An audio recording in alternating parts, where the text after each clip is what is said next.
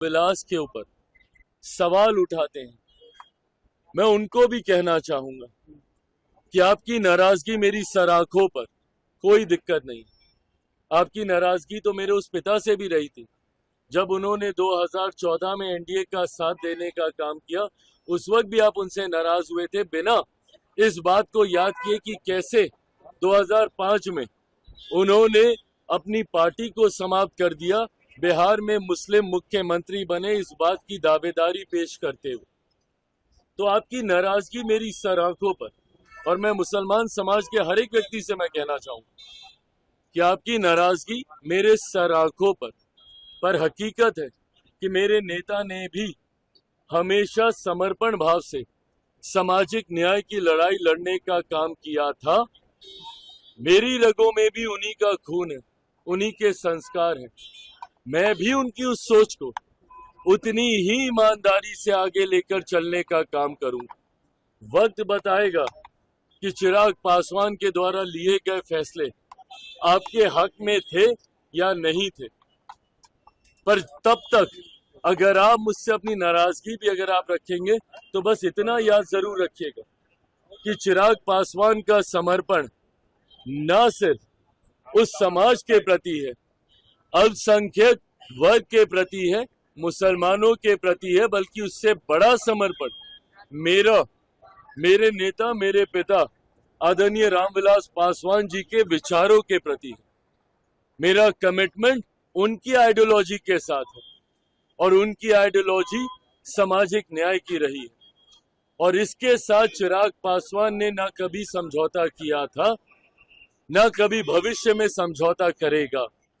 चिराग पासवान के द्वारा लिया गया हर फैसला, मेरी पार्टी के द्वारा लिया गया हर फैसला मेरे पिता के विचारों को मजबूत करने की सोच को प्राथमिकता देने की दिशा में लिया जाएगा।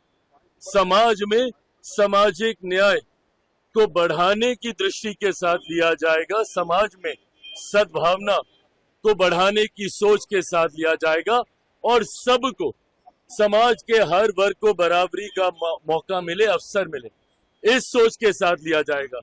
हो सकता है जैसे इसके पूर्व में भी हुआ, आज शायद लोगों को इस पर यकीन ना हो, पर आने वाला समय बताएगा कि इस फैसले को लेने से पहले हर बिंदु पर विचार किया गया। हम लोगों की भी चिंता थी जब ये विधेयक सामने आया, जेपीसी की मांग हम लोग के द्वारा की गई थी।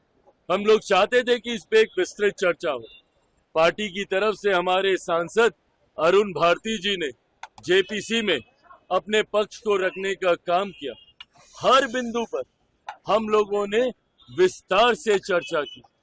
जहां पे हम लोग की शंकाएं थी, जहां पे हम लोग को इसको लेकर चिंताएं थी, शंकाएं थी, उसको भी हम लोगों ने वहां पे रखने का काम किया। कई ऐसे सुझाव पार्टी के द्वारा दिए गए जिसको समिति ने स्वीकारने का काम किया, और इन तमाम बदलावों के बाद, इन तमाम सुझावों के बाद जिस नए स्वरूप में ये संशोधन विधेयक भारत की संसद में आया, इसके हर बिंदु पर अध्ययन करने के बाद ही लोक जनशक्ति पार्टी रामविलास ने इसका समर्थन करने का फैसला लिया है।